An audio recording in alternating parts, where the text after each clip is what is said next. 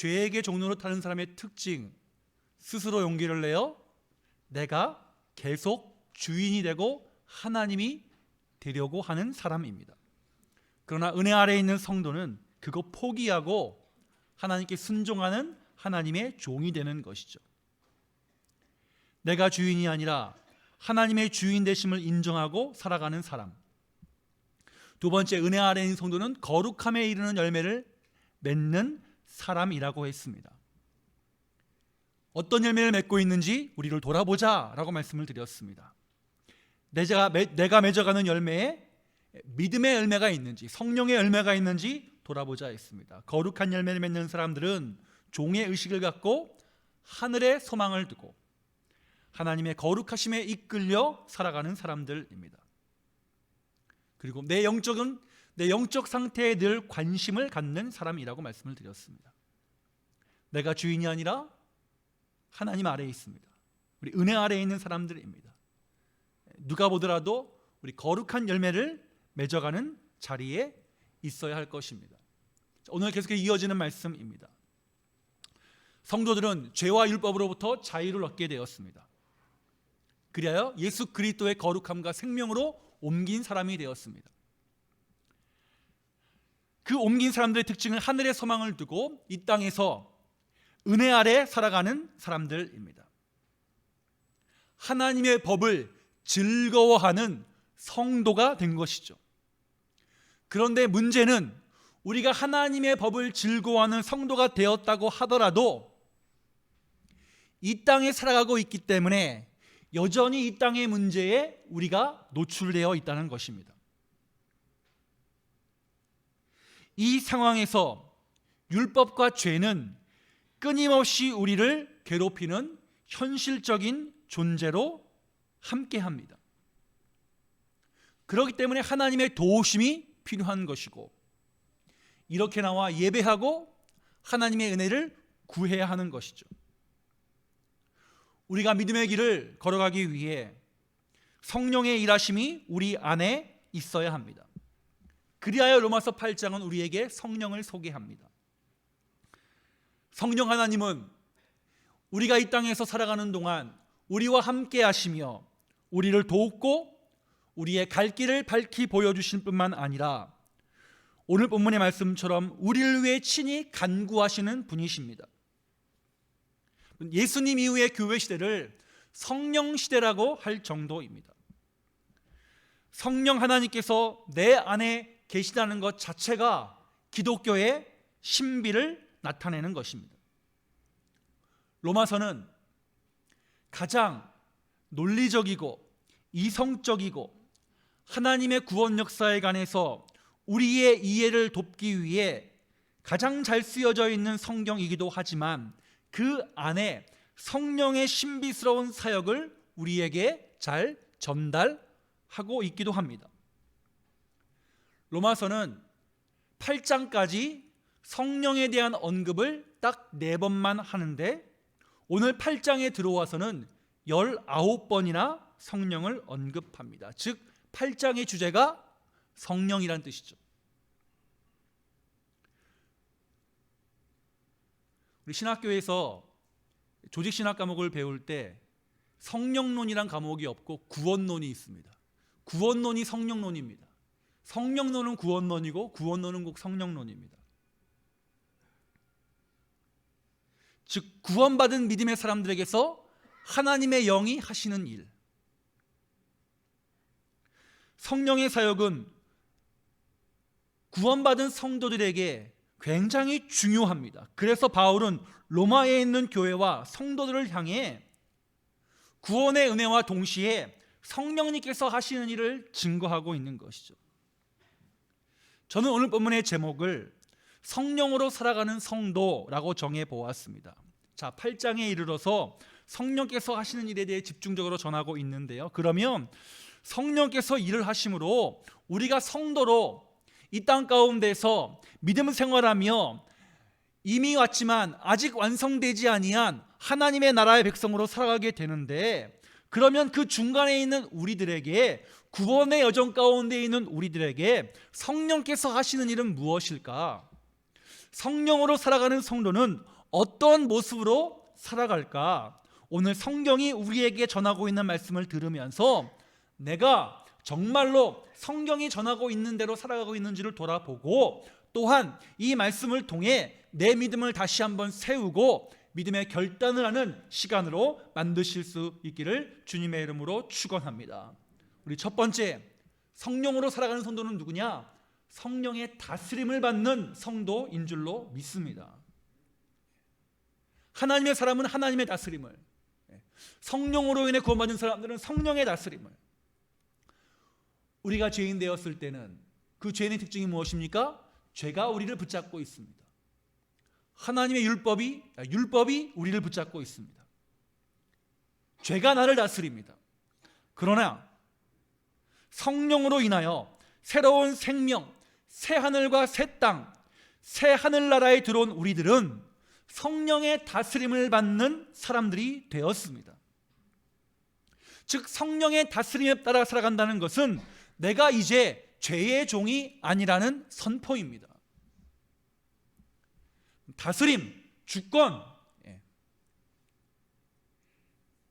제가 아는 친한 목사님이 한국에 오시면 그 한국에 있는 굉장히 큰 교회 목사님이 이 목사님을 좋아해서 날마다 건강검진 하라고, 건강검진 받을 수 있게 이제 200만 원, 300만 원 줘갖고 건강검진 받으라고. 저번에 만났는데 목사님 저 이제 건강검진 한국에서 못 받아요. 왜 그래요? 했더니 국적을 바꿨대요. 주권이 한국에 있는 게 아니라 그 나라에 속해 있어요. 그러면 우리나라의 다스림을 받습니까? 다 없어지잖아요. 투표권, 기본권이 다 없어지는 거예요. 우리는 죄의 주권 아래에 있다가 하나님의 주권으로 옮긴 사람들입니다. 그럼 죄가 우리를 더 이상 다스리지 못하고 하나님의 은혜가 우리를 다스리게 되는 것입니다. 하나님의 은혜가 다스리면 그 은혜에 다스림 받는 사람답게 살아가는 것이고, 그 다스림 안에서 하나님의 영광을 찬미하는 자리에 있게 되는 것이죠. 그래서 성경이 2절에 이렇게 이야기합니다. 1절과 2절에 이렇게 얘기합니다. 그러므로 이제 그리스도 예수 안에 있는 자에게는 결코 정죄함이 없습니다. 죄에 대해서 우리가 자유케 되었다는 거예요. 죄가 우리를 붙들지 못하게 되었다는 거예요. 그러므로 왜요? 그리스도 예수 안에 있는 생명의 성령의 법이 죄와 사망의 법에서 우리를 해방시켰기 때문입니다. 성령의 다스림 가운데 첫 번째 특징이 뭐냐? 죄에서 우리를 해방시키는 거예요. 성령은 해방의 능력입니다. 성령은 해방의 능력입니다. 하나님은 예수님을 보내셔서 십자가의 예수 그리스도를 달리게 하심으로 죄에 대해 정죄하셨습니다. 죄가 더 이상 우리를 붙잡을 수 없다고 판단하셨습니다. 그리고 우리가 예수님을 따르게 되므로 우리도 죄에게 정죄당하지 않도록 하셨습니다. 우리가 새로운 하나님 나라에 들어온 것이죠.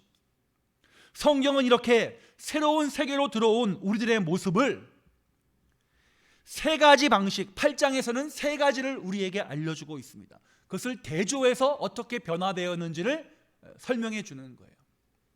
사실 바울이 8장에 이렇게 쓴 이유는 우리 로마서의 배경, 제가 늘 로마서를 강조할 때마다 성경은 그 교파가 따르고 있는 신앙 노선에 따라 성경을 보는 것도 있지만 그게 아니라 성경에 원래 쓰여진 당시의 환경, 배경, 상황을 봐야 된다. 로마서의 배경이 무엇입니까? 로마에 있었던 이방인 기독교인들과 쫓겨났다가 추방되었다가 다시 돌아온 유대인 그리스도인 간의 갈등 문제. 유대인 그리스도인들은 끝까지 뭘 붙들었습니까? 나는 아브라함의 혈통이고 아브라함의 후손이다.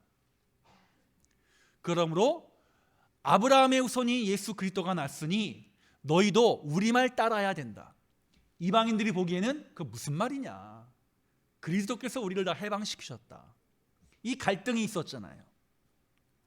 그래서 바울이 그렇게 갈등하고 있는 사람들을 향하여서 우리가 예수를 알기 전과 예수를 알기 이후에 어떤 상태인지를 바라보게 하면서, 그러면 너희 그렇게 지금 갈등하고 있는데 그게 예수를 만난 사람이냐, 성령을 만난 사람이냐, 성령의 다스림 가운데 있는 사람이냐 생각해 보아라. 자, 첫 번째, 우리가 예수를 만나 성령의 사람이 되면 뭐가 변하느냐? 신분이 변한다는 거예요. 유대인 그리스도인, 이방인 그리스도인, 그거 다 필요 없다는 거예요. 다 쓸데없는 거라는 거예요.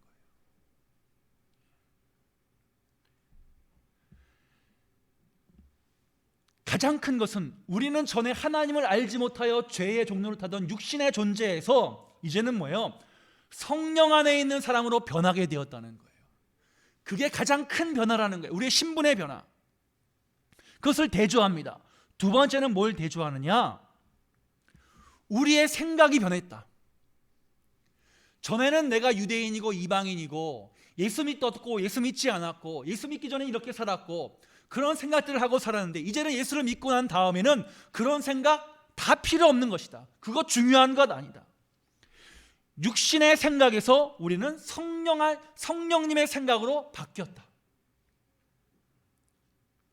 무슨 말이에요? 너 성령의 생각으로 바뀐 삶을 살아가고 있냐? 묻는 거예요. 자, 세 번째, 신분의 변화, 생각의 변화. 세 번째는 뭐예요? 삶의 변화, 삶의 방식의 변화. 육신을 따르는 삶에서 성령을 따르는 삶으로 변화되었다. 아직까지 아브라함의 혈통만 강조하고 유대인의 관습을 강조하는 것만 살아가고 있냐? 그거 중요하지도 않은 걸 그렇게 끝까지 붙잡고 있냐? 우리의 삶에 무엇이 중요하고 무엇이 중요하지 않은지 너희의 삶의 방식이 변했느냐? 그거 바라봐라. 변했다면 오케이, 그거 하나님의 다스림 받는 것이고 성령의 다스림 받는 것이다. 그런데 아직까지 옛날 거 붙잡고 있다면 너희 다시 한번 하나님께 순복하는, 성령님께 엎드리는 믿음의 사람으로 나아가라.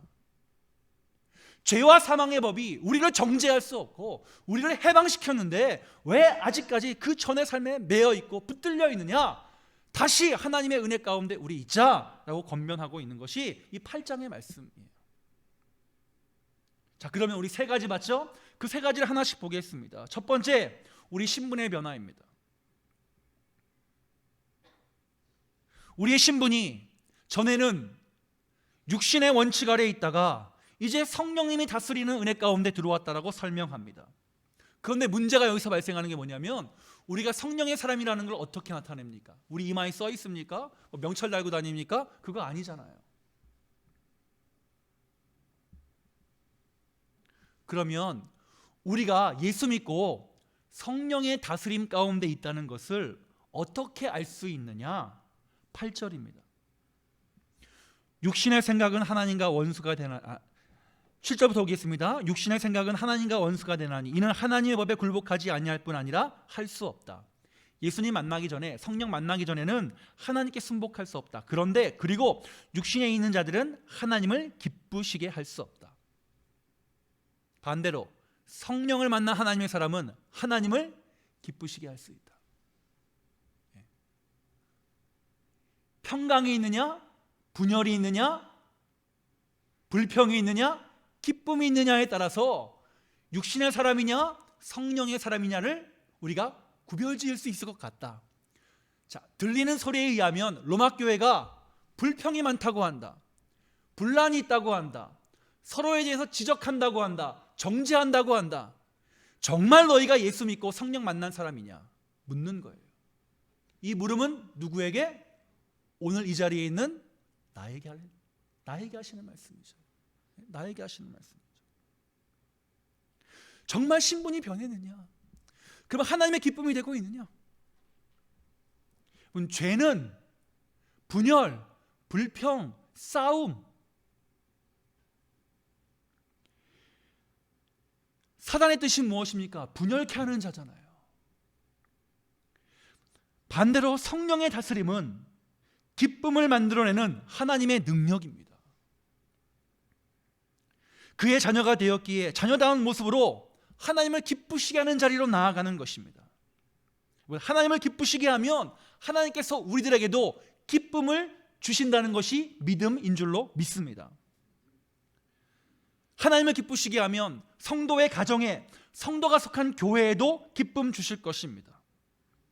그러면 우리 각자의 삶 가운데서 우리가 신분이 육신에서 성령으로 변했다면 하나님을 기쁘시게 하는 일이 무엇인지를 찾아서 우리 믿음의 행함을 나타내실 수 있기를 주님의 이름으로 축원합니다.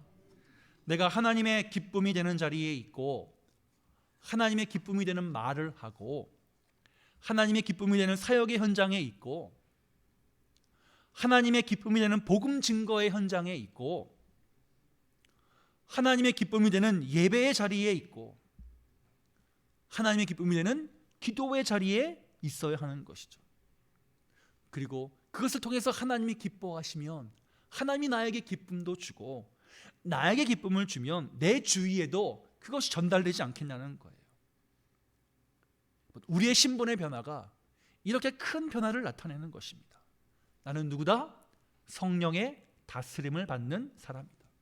두 번째, 생각의 변화입니다. 육신을 따르는 자는 육신의 생각을 하죠. 그런데 육신의 생각은 사망이라고 선언합니다. 반대로 성령의 다스림을 받는 사람들의 생각의 결과는 평안이라고 성경이 우리에게 말씀하고 있습니다. 그렇기 때문에 구원의 확신을 받아 새로운 하나님의 나라에 들어온 우리들은 어떤 생각을 하며 살아가고 있는지가 굉장히 중요합니다.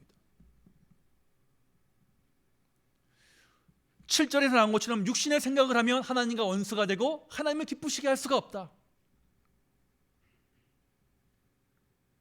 하나님의 법에 굴복하지 못한다. 왜요? 우리 지난주에 전한 것처럼 내가 아직 주인이기 때문에. 믿음의 사람은 생각이 변한 사람, 생각이 돌이킨 사람이어야 합니다. 하나님이 원하시는 것에 관심을 갖고 내 생각을 맞추는 것이 우리가 성령의 인도 아래에 있다는 증거입니다. 하나님의 마음을 잘 알아가고 그분이 원하는 길로 생각하면 성령님은 우리 안에 하나님의 생명으로 채워주실 것입니다. 하나님의 평안으로 채워주실 것입니다. 하나님의 부르심으로 내가 새로운 세계에서 살아간다는 믿음의 사람은 그 생각을 평안케 하시는 하나님의 만나게 될 줄로 믿습니다. 성령의 다스림 가운데 있는 사람은 하나님을 만나 평강의 길로 나아간다. 왜요? 내 생각이 변하고 내 생각의 방식이 변했기 때문에. 성령의 사람으로 내 생각을 날마다 하나님께 맞추는데 열심을 내실 수 있기를 주의 이름으로 축원합니다. 세 번째는 삶의 방식의 변화예요. 자, 신분의 변화, 생각의 변화, 삶의 방식의 변화입니다. 육신을 따르는 것에서 성령을 따르는 삶의 변화이죠. 삶의 방식의 변화입니다. 그 방식 가운데 가장 극적인 모습이 무엇이냐? 예수님께서 우리에게 보여주셨습니다. 아버지께 죽기까지 순종하심. 우리의 삶의 방식이 전에는 죄에 순종하는 자였다가 이제는 하나님께 순종하는 자로 변했다. 성령을 따르는 삶의 변화의 가장 중요한 모습. 너희가 전에는 불순종의 아들들 가운데서 역사하는 영을 따라 그 가운데 있었으나 이제는 하나님의 영을 받아 하나님께 순종하는 사람으로 변하게 되었다. 우리의 삶의 방식이 누구를 따라가고 누구 아래에 있느냐, 그 순종의 사람에게 나타나는 것이 무엇입니까? 사랑입니다. 사랑이신 하나님께서 우리에게 사랑의 마음을 주심으로 사랑하는 삶의 방식을 나타내도록 하십니다. 때문에 예수님의 삶의 방식이 순종과 사랑이잖아요. 예배를 통해 하나님을 사랑하고 성도의 교제를 통해 성도를 사랑하고 영적 성장을 통해서 주의 마음을 더 알아가고 이웃 돌봄을 통해서 이웃 섬김을 통해서 이웃을 사랑하고 교회를 섬김으로 내가 예배하고 내가 기도하는 교회를 더욱더 사랑하고 복음을 증거함으로 영혼을 사랑하는 삶의 방식을 살아가는 것, 우리의 삶의 방식이 변한 것입니다. 사랑하며 살아가는 것, 순종하며 살아가는 것, 하나님의 방식으로 내가 변했다는 증거입니다. 그러니까 바울이 뭐라고 얘기하는 거예요? 로마 사람들아, 제발 너희 싸우지 말고 하나님께 순종하고 서로 사랑해라. 너희가 성령의 다스림을 받느냐? 성령의 다스림을 받는다고 자랑하느냐? 아브라함의 후손만을 자랑하는 것이 아니라 정말 너희가 자랑할 것은 성령의 다스림을 받는 사람으로서 순종과 사랑의 모습을 보여라. 여러분, 이 삶의 방식은 오늘 우리가 살아가고 있는 삶의 현장에서 나타내야 될 삶의 방식입니다. 그리스도인이 갈등을 부추기고 그리스도인을 이 가운데서 먼저 불평이 나오고, 우리 그런 것들 좀 자제하자는 거예요. 세상은 그럴 수 있습니다. 또 세상은 그런 게 그들의 삶의 방식일 수 있습니다. 그렇게 해야 더 강하게 얘기하고 사납게 해야 사람들의 관심도 받고, 또 자본주의 사회에서 사람의 관심을 받는다는 것은 뭐가 연결됩니까? 돈이랑 연결되니까 그렇게 할 수 있습니다. 그러나 그 세상 가운데서 우리가 가질 자리는 그들을 향해 너희들의 마음이 왜 그러냐 라고 이야기할 수 있는 믿음이 우리 가운데 있어야 한다는 것입니다. 성령의 다스림을 받는 성도, 신분의 변화, 그 신분 가운데 가장 극적인 변화는 기쁨을 주신다. 생명과 평안을 만들어낸다. 사랑의 결과를 나타낸다. 순종의 결과를 나타낸다라는 것입니다. 성령의 다스림 가운데 있는지, 우리 교회가, 우리 가정이, 내가 다시 한번 성령의 다스림 안에 있는지를 돌아보시고, 이번 한 주간 내 신분과 내 생각과 내 삶이 성령 하나님께 붙잡히고 이끌림 받으실 수 있는 저와 여러분들이 되시기를 주의 이름으로 축원합니다. 두 번째, 성령으로 살아가는 성도는 하나님의 상속자입니다. 상속자로 살아가는 거예요. 성령의 능력으로 예수 그리스도를 마음의 중심에 모시고 살아가게 된 우리들, 하나님의 선물로 그의 자녀가 되었습니다. 그러니까 본문 14절에서 이렇게 말씀합니다. 무릇 하나님의 영으로 인도함을 받는 사람은 곧 하나님의 아들이라.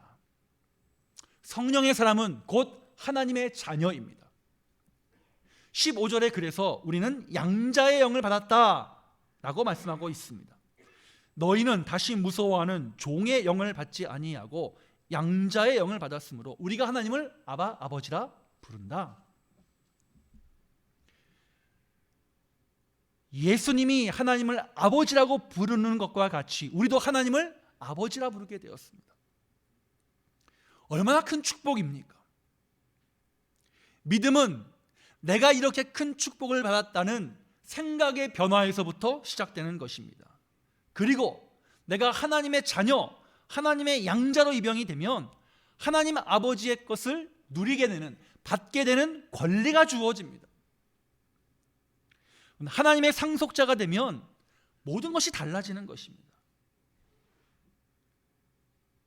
그러니까 우리는 뭐예요? 하나님의 자녀답게 이 세상 가운데서 당당하게 그리스도인으로서 감사하고 믿음으로 살아가게 되는 것입니다. 세상을 보는 눈이 달라지게 되는 것입니다. 여러분, 성령으로 인해 그리스도인으로서 살아가는 것을 숨길 필요가 없습니다.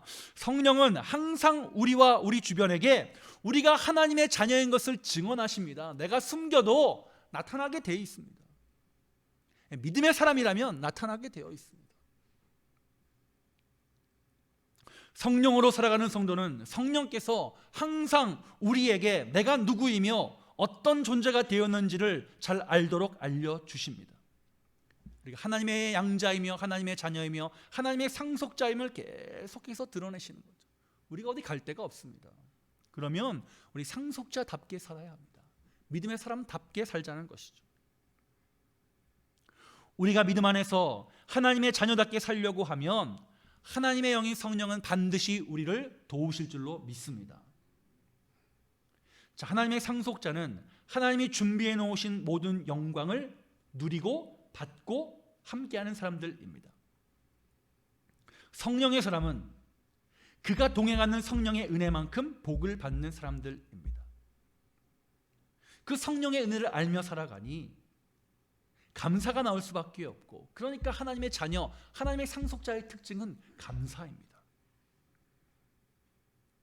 자격 없는 나를, 예수 그리스도를 통해 하나님의 자녀 삼아주신 것, 우리가 다시 한번 예수 그리스도께서 이 땅에 오신 계절에 우리 안에 회복되어야 될 것, 하나님의 자녀로 삼아주신 것에 대한 감사를 회복하자는 것입니다. 이게 성령 아래 살아가는 사람의 특징이고 나타나야 될 믿음의 모습이라는 것이죠. 자, 그럼 하나님의 자녀로서 우리는 뭐예요? 하늘의 영광에 동참하는 거죠.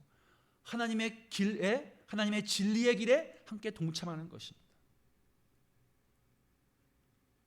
내 영혼을 살리시는 하나님의 은혜 안에 있음을 감사하면서 다시 한번 저와 여러분 하나님의 자녀답게 이번 한 주간 우리 입술의 가운데 우리 감사의 은혜가 충만하실 수 있기를 주님의 이름으로 축원합니다. 이번 상속자가 된 결정적인 이유는 오직 예수입니다. 그런데 그 상속자가 되는 과정에 중요하게 우리가 바라봐야 될 부분이 있습니다. 17절입니다. 자녀이면 또한 상속자, 곧 하나님의 상속자요 그리스도와 함께한 상속자니 우리가 그와 함께 영광을 받기 위하여 고난도 함께 받아야 할 것입니다. 하나님의 상속자로 영광을 누리기 위하여 고난에 참여하는 과정이 있어야 한다는 것입니다. 고난 없는 영광은 없습니다. 그리스도께서도 십자가의 고난을 통과하신 이후에야 하나님의 영광에 다다르셨습니다. 그리고 하나님의 영광을 드러내셨습니다. 우리가 그리스도인답게 성령의 다스림을 받고 살아가면 세상은 반드시 우리를 시험합니다. 우리에게 어려움이 오죠.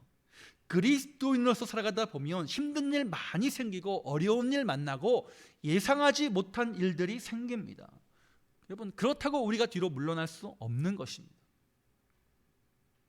성경은 우리에게 이럴 때 인내하며 이기라고 했지 포기하라고 하지 않으셨습니다. 그러므로 하나님의 상속자는 감사와 더불어 인내의 믿음으로 고난을 통과하는 믿음의 사람이라는 것입니다.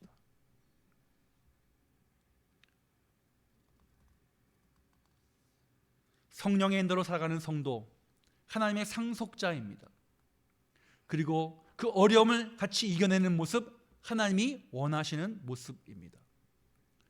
우리가 상속자의 의식으로 다시 한번 성령으로 살아가는 사람임을 드러내어서 우리 하나님의 영광 가운데 다다르고 진짜 상속자답게 성령 아래에서 우리 감사와 인내와 이기게 하시는 살아있는 소망을 바라보는 우리 축복의 성도들로 세워지시기를 주의 이름으로 축원합니다. 마지막 세 번째, 여러분, 성령으로 살아가는 성도는 내 연약함을 아시는 성령의 도움을 받는 성도인 줄로 믿습니다. 도움을 구하자는 것입니다. 세상의 도움이 아니라 하나님의 도움을 구하는 사람, 그것이 성령 아래 있는 성도의 모습이라는 것이죠. 성령님은 우리를 도우시는 하나님의 영이십니다. 그리고 믿음은 나를 돕겠다는 분에게 맡기는 것입니다. 나를 내어드리는 것입니다. 믿음의 사람은 적극적으로 성령의 도우심을 받아야 합니다. 그것이 우리가 사는 길입니다. 성령이 우리를 도우시는 것, 먼저 인내할 수 있도록 도우십니다. 우리 앞부분과 연결되는 것이죠. 영광에 초대받는 성도는 고난에도 초대받는다고 했으니까 그 고난을 이겨낼 수 있는 영광의 소망, 인내할 수 있는 도움을 우리에게 주십니다. 여러분, 지금 어려움 가운데 계십니까? 우리 인내의 믿음 주심을 감사하고 그 안에 있읍시다. 많은 경제학자들이 아직 위기가 시작되지 않았다라고 이야기하고 내년이 굉장히 위험한 시기다라고 이야기합니다. 여기 앉아 계신 분들 어려운 시절들을 다 극복하고 오셨기 때문에 한국 사람들은 그 어려움에 대한 극복의 DNA가 있습니다. 어려움이 와도 그거 이겨낼 수 있다는 자신감도 있고 하실 수 있는 분도 있고 고생한 시절이 있기 때문에 그거 이겨낼 수 있는 힘이 있습니다. 근데 우리 젊은 세대들은 그런 적이 별로 없잖아요. 굉장히 어려워진다라고 이야기합니다. 통화정책은 긴축인데 재정정책은 확장입니다. 오른쪽 발은 오른쪽으로 가고 왼쪽 발은 왼쪽으로 갑니다. 그럼 어떻게 됩니까? 가랑이 찢어지죠. 그런데 지금 그렇게밖에 할 수 없는 상황입니다. 그러니까 정책을 결정하고 대응하는 분들도 굉장히 고민이 많을 겁니다. 그러니까 어떤 학자들은 그냥 이거 빨리 터트려야 된다. 빨리 고름 짜내고 빨리 해야지. 이거 끝까지 나중에 감싸고 있다가는 몸이고 뭐고 다 절단 나니까 큰일 나니까 빨리 하자라는 분도 있고, 아니다, 막을 수 있는 데까지 막아야 된다, 뭐 그런 분도 계십니다. 고난이 올 겁니다. 자본주의 사회에서 가장 큰 고난이 뭡니까? 경제적인 고통이잖아요. 많은 분들이 경제적인 고통 가운데 들어갈 것입니다. 그때 우리가 인내할 수 있느냐? 삶의 경험으로 인내할 수 있는 한도는 있을 것입니다. 근데 믿음의 사람들은 거기에 더해서 뭐예요? 성령 하나님의 도움을 구하셔야 합니다. 기도하셔야 합니다. 어려울 때일수록, 우리 한국교회의 특징이 무엇입니까? 어려울 때일수록 기도하는 거예요. 하나님께 매달리는 거예요.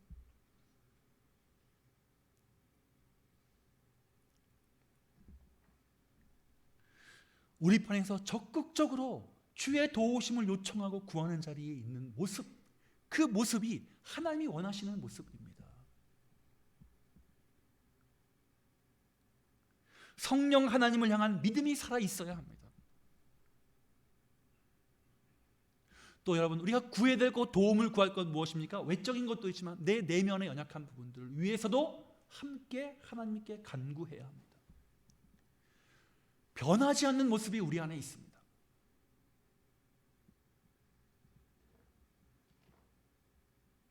남에게 말로 상처 주는 사람은 그거 고치기 쉽습니까? 어렵습니다. 그거 안다면 성숙한 분이고, 알았다면 간구해야 합니다. 대표적인 게 말이니까 그래요. 행동도 마찬가지예요. 우리의 삶의 방식도 마찬가지예요. 믿음의 형태도 마찬가지예요. 또 건강에 연약한 분들이 너무나 많습니다. 제 마음이 너무 아파요. 육신 때문에, 육신의 고통 때문에, 육신의 연약함 때문에 고통 가운데 있는 분들 볼 때마다, 목사가 새벽에 기도하고 볼 때마다 너무나 마음이 아픕니다. 그때 우리 같이 간구하고 같이 기도해야 합니다.